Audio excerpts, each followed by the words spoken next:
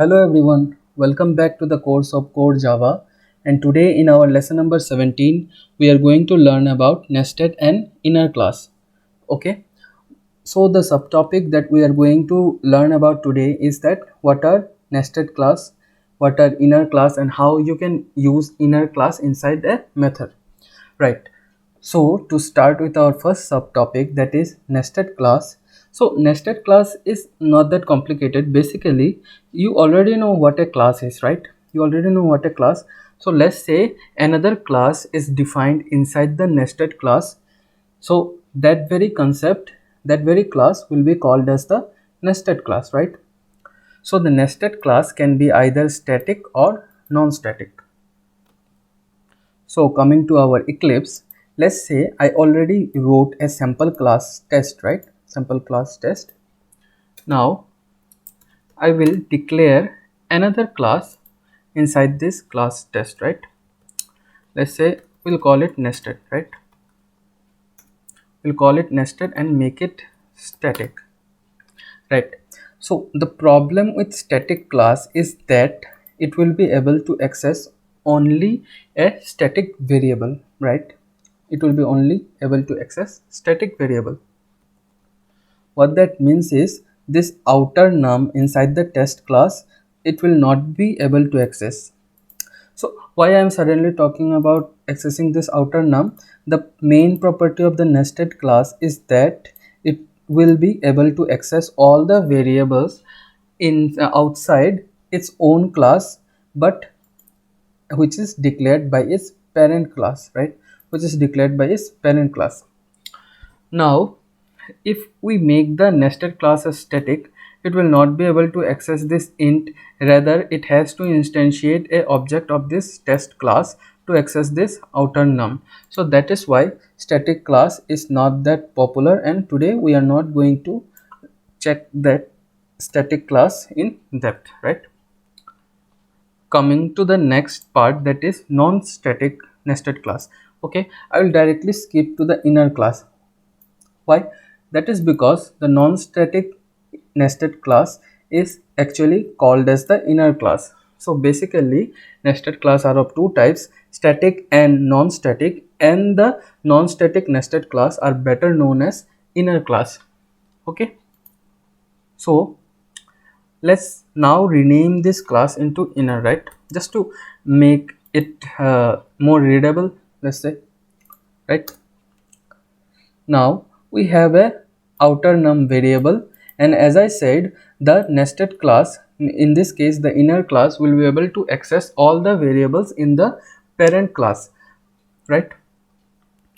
Now sorry, now I just write void and display one simple method to print the outer num, right? Inside inner class we will print this outer num. Okay, we'll print this like outer num. See, the compiler is not throwing any error. That is because, as I said, it is able to access the variable in the parent. But let's say inner num, something I have here, right? But this one, our parent class will not be able to access, right? How we can see that? Let's say I have a inner object named as inner. Now will I be able to access this, right? Yes, it can access, and that is because we use the object, right? But let's say I try to access this without the object. Like here I didn't instantiate this, right? I did not use an object of test, but still I am able to access. Here if I remove this inner object, am I able to access this? No, it's throwing an error that it's not able to identify. That is because the inner num is inside the inner class, right? So you understood, the inner class can access the outer classes variable, but the outer class cannot access the inner class variable, but it can do so using a object, right? We can ignore this for now. I mean, we can remove this, then we're going to print this, right. We want to run this program. How we can run this? Now in the main method I will declare something like test1 equal to new test.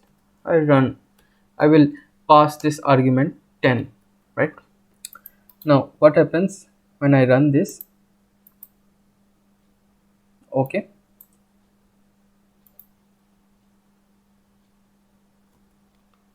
we did not get any output, but I think that is because we did not call the method itself, right. That's why. So when I run this, I'm getting inside inner class outer num equal to 10. We pass this value 10 in the constructor. The value of the outer num is assigned, and then in the inner class we are able to display this, right, as an output. Okay, I will simply copy this. If I copy this, rename it as test2 and rename this as test2 as well, right.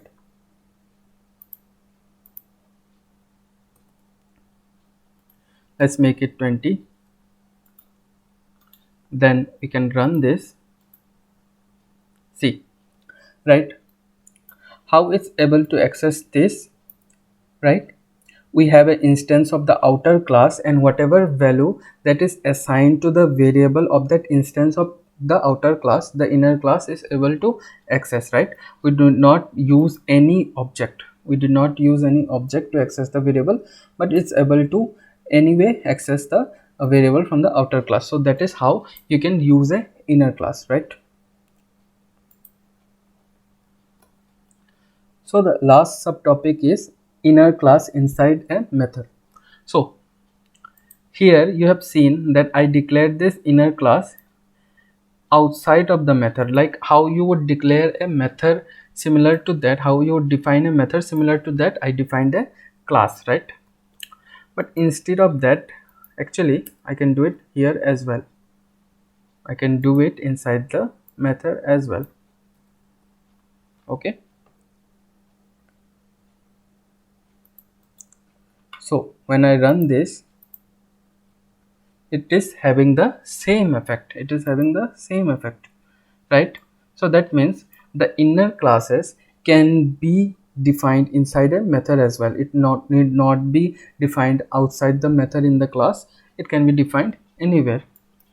So this was a pretty short video on the topic of nested class, inner class, and how you can use inner class inside and outside the method. So hope you understood this topic today, and if you have any doubt, then feel free to comment down below and we will surely try to clear all your doubts. So like and share with your friends, whoever is interested in learning about core Java, and do subscribe to our channel for more such videos. Thank you.